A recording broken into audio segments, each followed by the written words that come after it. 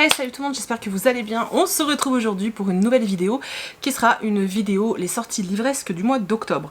Ça fait super longtemps que j'ai pas tourné ce type de vidéo. Très sincèrement, l'été, j'en vois pas vraiment l'intérêt. Septembre, en fait, il n'y avait pas vraiment de sorties qui me tentaient. Donc j'ai repoussé. Et là, en traînant sur internet, je me suis rendu compte qu'en fait je m'étais noté une vingtaine de sorties là pour le mois d'octobre. Alors j'ai pas tout noté parce qu'il y en a quand même un petit peu plus qui m'intrigue, mais voilà, les 20 qui m'intéressent le plus, je me les suis notées et je me suis dit que bah pour le coup ça serait cool de vous faire une vidéo pour vous les présenter, parce que justement ça fait longtemps que je l'ai pas fait. Alors je vais pas vous les présenter par ordre de sortie, je vais pas vous mettre les dates de sortie non plus, je vous mets dans la barre d'infos les titres, les liens vers Amazon. Alors je vous les mets vers Amazon parce que c'est des liens d'affiliation, donc voilà, je touche quelques micro-centimes si vous passez par ce lien, donc c'est pour ça que je mets les liens Amazon. Bref, donc je vous mets les liens, vous aurez du coup comme ça les dates de sortie, et puis ce sera parfait. Donc moi j'ai classé ça par 3 catégories. La première c'est tout ce qui va être suite de saga, voire fin de saga.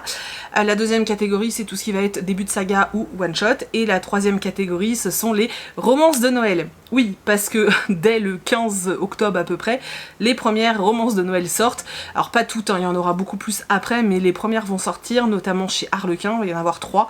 Et il y en a aussi une chez Charleston, mais ça je l'ai mis dans les suites de saga, vous verrez. Voilà, donc on va commencer tout de suite pour pas que la vidéo dure 50 milliards d'années. Je vais vous afficher un petit peu là. À savoir que il y a quand même pas mal de romans sur lesquels je vais peut-être passer brièvement sans faire de résumé, soit parce que la saga je vous en ai déjà parlé et reparlé et que j'ai pas envie de radoter, soit parce que pour certains romans, je vous le spécifierai bien sûr, mais pour certains romans je ne souhaite pas en fait connaître le résumé.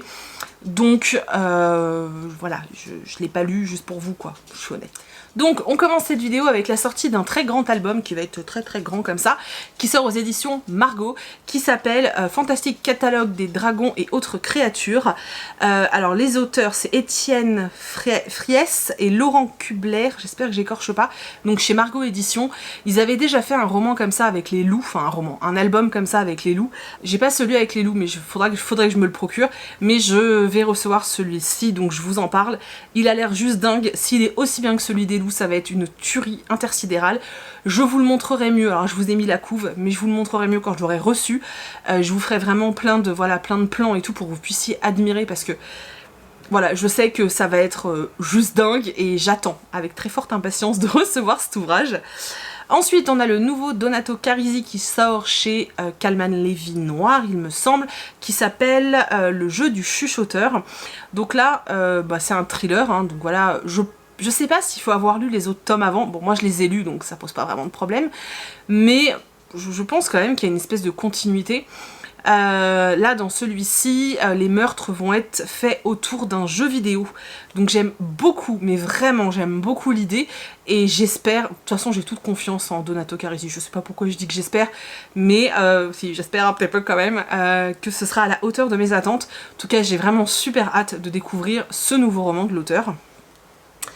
Ensuite, on a un tome 3 qui sort donc de la saga de Sarah Gimas. Donc le tome 3, c'est Un palais de glace et de lumière. C'est le 4e tome, j'ai dit 3, non, c'est le 4e tome. Alors je sais pas trop si c'est vraiment un 4e tome ou si c'est un espèce de tome bonus, je ne sais pas. Étant donné que je n'ai pas encore lu le tome 3, je sais pas.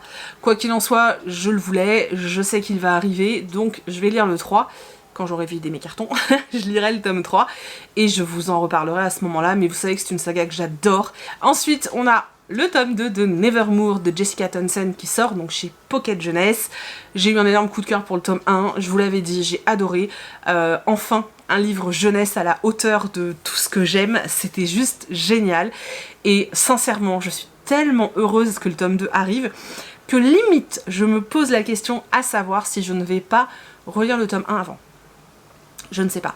Et d'ailleurs, j'ai vu aussi, je crois que c'est les 25 ans, 20 ans ou 25 ans de Pocket Jeunesse, donc là ils sortent pas mal de très beaux livres, et notamment ils vont rééditer le tome 1 de Nevermoor avec une couverture spéciale, donc il est en collector en fait, et j'avoue que la couve du tome 1 est très belle.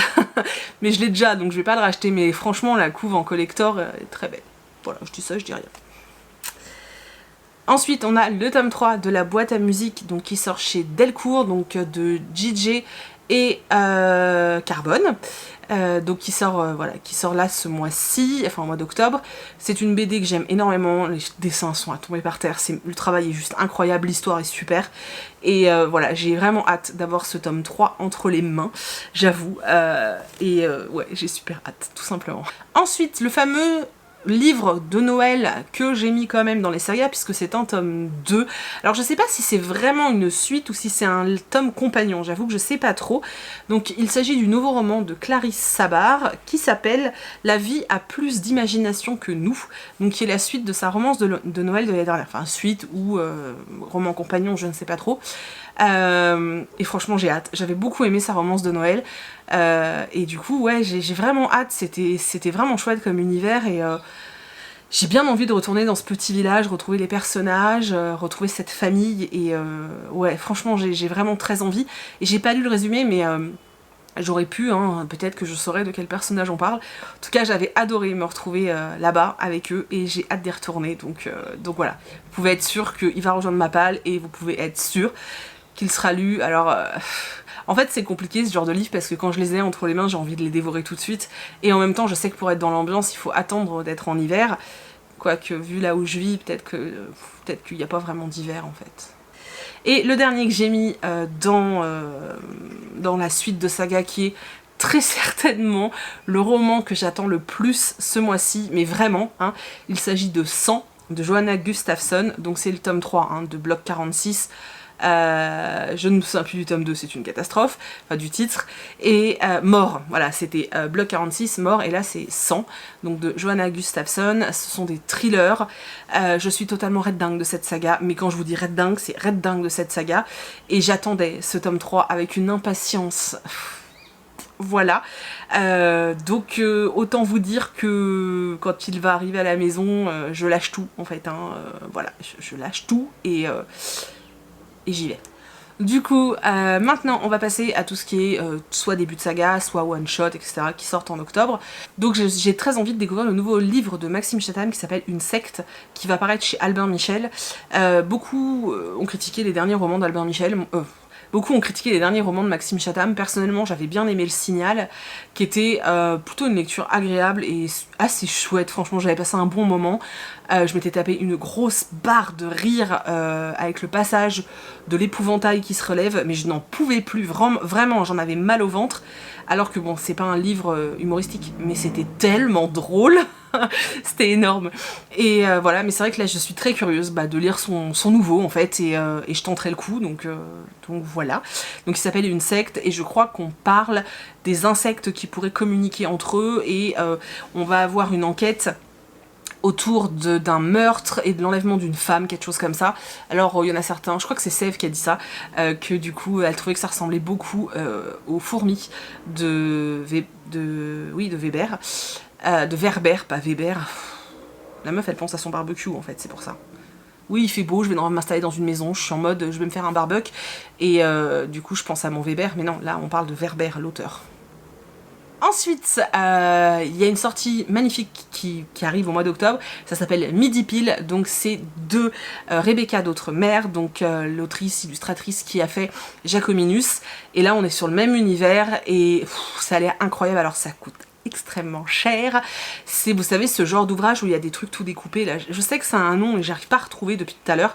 Ce livre a l'air sublime, il va atterrir sur ma wishlist d'anniversaire, puisque mon anniversaire est fin octobre, et il va également arriver dans ma wishlist de Noël si jamais il n'a pas été offert à mon anniversaire, tu vois. Parce que vraiment cet ouvrage me fait trop envie. Les illustrations de Rebecca d'Outremer sont à se taper le popotin par terre. L'année dernière j'avais voulu faire une dédicace à Montreuil, mais il y avait une queue, c'était pas possible en fait, et mais à chaque fois que je tourne une vidéo j'ai les yeux qui me grattent, donc j'avais lâché l'affaire, mais là cet ouvrage, voilà, j'aimerais vraiment l'avoir à la maison et le découvrir. Maintenant je suis toute rouge. Ensuite, il y a le nouveau roman de Lise Silen qui sort donc aux éditions Lynx, qui s'appelle La guerrière fantôme. Alors si j'ai bien compris, on va suivre une lycéenne de 17 ans, donc dans la vie de tous les jours elle est lycéenne, une lycéenne classique, lambda, tout ce que tu veux, sauf que la nuit, pendant qu'elle dort, elle arrive dans un autre monde où elle combat des dragons, des monstres et tout, et où elle a un lien fort avec un tigre. Enfin voilà, ça a l'air complètement dingue et j'ai super envie de découvrir ce roman. Liz Stevens, c'est une autrice que j'aime beaucoup j'avais vraiment adoré son roman contemporain qu'elle avait sorti là à un cheveu, que j'avais trouvé vraiment génial et du coup j'ai envie d'aller au-delà et de découvrir ce roman en fait qui sort chez Lynx, donc puis c'est une autrice que j'ai envie de soutenir aussi, donc j'achèterai ce livre et voilà, donc dès que j'en sais plus je vous en parlerai plus parce que pour l'instant je ne sais rien d'autre. Ensuite, on a le nouveau roman d'Anselm Hochkorn qui sort aux éditions Gulfstream, qui s'appelle Chronique des 5 trônes. Le tome 1 s'appelle Moitié d'âme. Vous avez dû pas mal le voir sur les réseaux sociaux parce que le livre est à tomber par terre tellement il est beau, en hardback avec des dessins magnifiques. Et du coup, vous avez dû pas mal le voir passer. J'avoue que j'ai très envie de le lire. J'aime beaucoup la plume d'Anselm, je trouve qu'il écrit divinement bien. J'aime beaucoup le personnage, pour l'avoir rencontré plusieurs fois, c'est quelqu'un de très gentil et de très sympathique. Et c'est tout un personnage en fait, c'est un peu comme Pierre Pével qui est tout un personnage aussi. Et voilà, c'est des... Et puis vraiment il a une plume incomparable en fait. Et j'ai envie de découvrir là ce qu'il nous a fait, voir si c'est un peu plus abordable ou pas. Parce que c'est vrai que ces autres romans sont un peu... je pense au dernier qui parlait des songes, etc. qui était limite un peu what the fuck. Mais voilà, j'aime toujours autant découvrir ce qu'il écrit. Donc j'ai très envie de découvrir ce roman et j'espère en avoir l'opportunité. Ensuite, en jeunesse, on a un roman qui sort chez Milan qui s'appelle La disparition des enfants Greystone, je crois que c'est ça le titre, de Margaret Peterson Addix. Alors, ce livre, c'est l'histoire de 3 enfants qui vont découvrir qu'il y a en fait 3 autres enfants. En gros, il y a 3 autres enfants qui ont disparu et ils vont découvrir que ces 3 enfants ont les mêmes prénoms et la même date de naissance qu'eux. Donc c'est un peu mystérieux tout ça et j'avoue que j'ai envie de savoir pourquoi tout ça. Voilà. Oh, on a une guess. Ensuite, on a le nouveau roman de Georgia Caldera, donc Les Brumes de Cendre Lune, qui est un roman fantasy. Alors, Georgia Caldera et moi, ça n'a jamais été... Voilà, ça n'a jamais hyper bien collé. Alors, Les Larmes Rouges, personnellement, j'ai pas réussi à accrocher. Et puis, les romances qu'elle écrit, j'ai toujours un gros problème parce que j'adore sa plume. À chaque fois que je lis les romances de Georgia Caldera, je me fais la même réflexion, je me dis mais qu'est-ce qu'elle écrit bien. Mais l'histoire a toujours un truc qui pêche en fait. J'avais adoré le tome 1 d'une de ses sagas de romance, mais vraiment j'avais adoré. Et puis alors quand j'ai lu le tome 2, j'étais en mode... Non, c'est pas possible. Du coup là, quand j'ai lu ce résumé, je me suis dit... Ça a l'air trop bien. En gros, on est dans un univers où les dieux peuvent lire dans l'esprit des hommes en fait. Et on va suivre une jeune fille, Cendre Lune, je crois qu'elle s'appelle justement. Et c'est tout ce que je sais. Oui, je suis pas allée au-delà dans le résumé, j'avais peur de me spoiler. En fait, quand j'ai vu la taille du résumé, là où j'étais, sur le site sur lequel j'étais, je me suis dit, non. Donc ça sort chez J'ai lu, ça sera un semi-poche, donc voilà. Et la couve est à tomber par terre, vous êtes d'accord avec moi, je pense. Et j'ai vraiment hâte de découvrir, en fait. Et j'espère que cette fois, je vais surkiffer, voilà. Ensuite, il y a le nouveau roman d'Émilie Chazeran qui sort, qui s'appelle Falalalalalalalala, chez Sarbacane. J'avais eu un énorme coup de cœur pour le roman d'Émilie Chazeran, c'était La Fourmi Rouge, je crois que c'est ça, La Fourmi quelque chose, parce que sa plume est drôle, parce qu'elle est pleine d'ironie, de sarcasme, et j'avais adoré, j'avais trouvé ça hilarant. Ensuite, j'avais lu un de ses romans chez Pépix, donc la collection chez les tout petits, et là, j'avais pas du tout adhéré au style, en fait, j'avais détesté. Du coup, là, on retourne vers une catégorie d'âge un peu plus grande, et le thème est génial, en fait, on suit une famille de 7 naines, voilà. Et je crois qu'elles tiennent un magasin d'animaux miniatures qui est la 2e plus grosse curiosité de Strasbourg. Voilà. Je suis pas allée plus loin dans le résumé et rien que ça m'a donné super envie. Et en fait, j'ai tellement aimé le premier roman que j'avais lu de l'autrice que j'ai envie d'y aller en fait. J'ai vraiment envie d'y aller. Normalement, je devrais le recevoir, en tout cas j'espère. Je croise les doigts.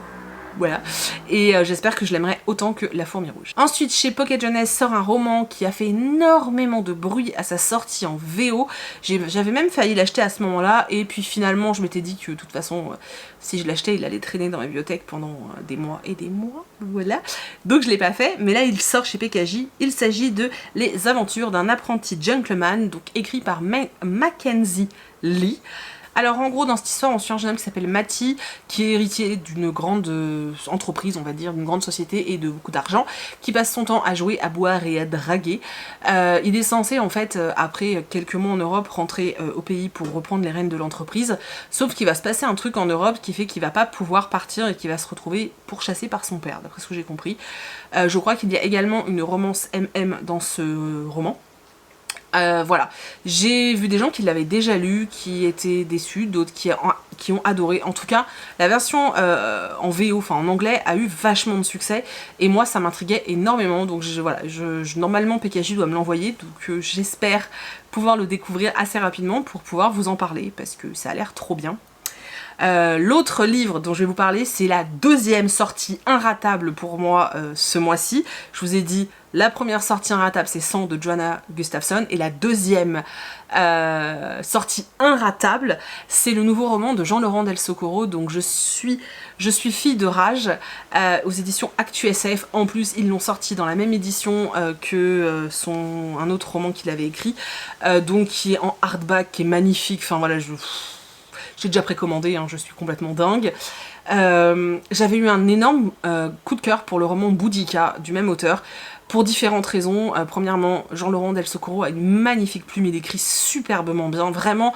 Ça fait tellement du bien d'avoir des plumes comme ça qui sont belles, travaillées, mais qui restent accessibles.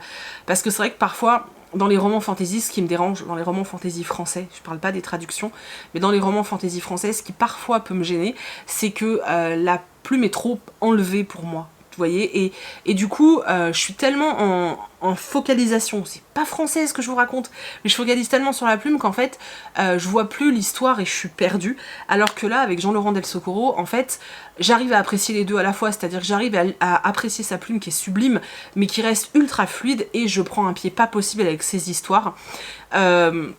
Les deux romans qu'il a écrits précédemment ont toujours un lien avec un passage de l'histoire avec un grand H.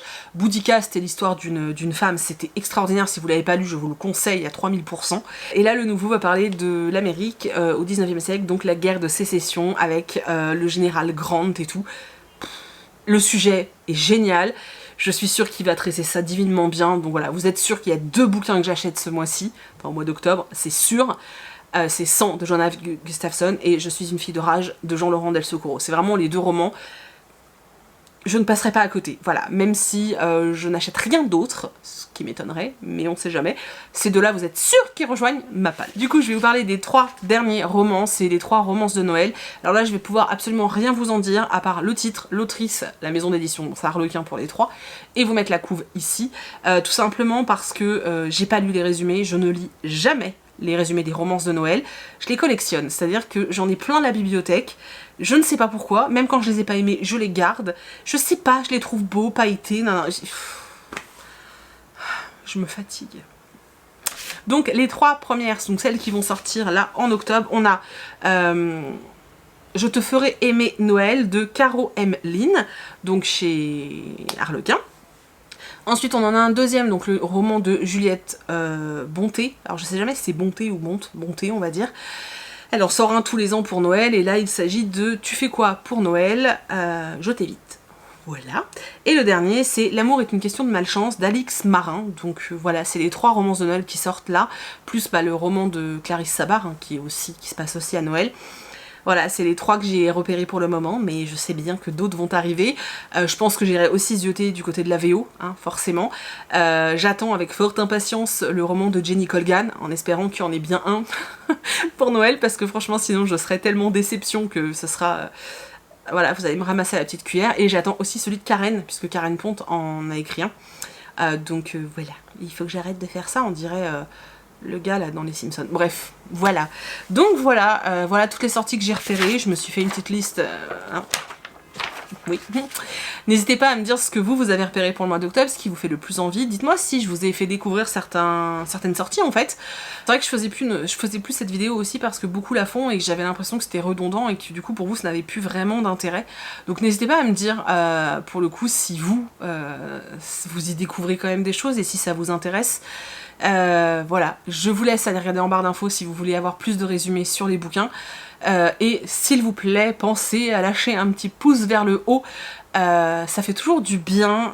Je sais que parfois vous n'avez pas le temps de laisser un commentaire, mais laissez au moins un petit pouce en l'air parce que bah voilà, c'est une façon de remercier d'avoir pris le temps de faire la vidéo, c'est assez cool quand même. Donc voilà, je compte sur vous. Je vous fais plein d'énormes bisous et je vous dis à bientôt dans une prochaine vidéo. Bye.